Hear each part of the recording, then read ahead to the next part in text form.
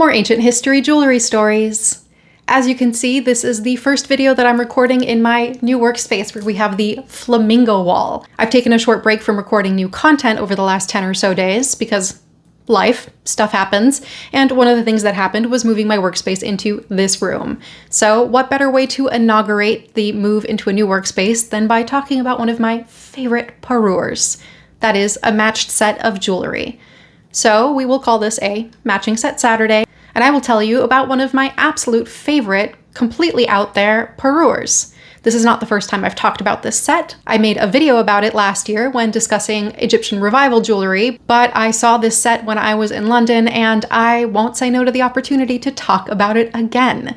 This is not only an unusual and intriguing set of jewels, but it's also a testament to the interconnected strands of colonialism that were so prevalent in Europe in the 19th century. This is known as Lady Granville's Beetle Parure. Yes, you heard me right, beetles. This is made out of gold, South American weevils, and a little bit of black enamel in an Egyptian revival style.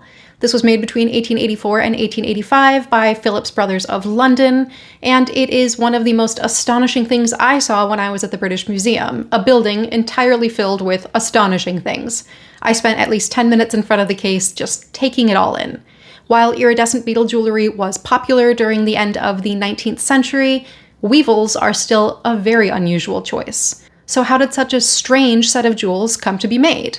Well, we can thank Lord Granville. He was a foreign ambassador for England who concluded the Anglo-Portuguese Trade Treaty, and in order to mark the treaty, the Portuguese ambassador wanted to gift Lady Granville beetle jewelry, which apparently was a family tradition for him.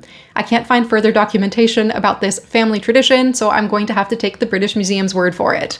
Lord Granville declined the gift, fearing that the gift of jewelry would be seen as a sort of bribe, but he did allow Lady Granville to accept the beetles themselves. He ended up having the beetles made into this beautiful parure, which consists of a tiara, a necklace, and a pair of earrings, in what is most definitely an Egyptian revival style. It features lotus flower ornaments. You may be wondering why the Portuguese ambassador had South American weevils.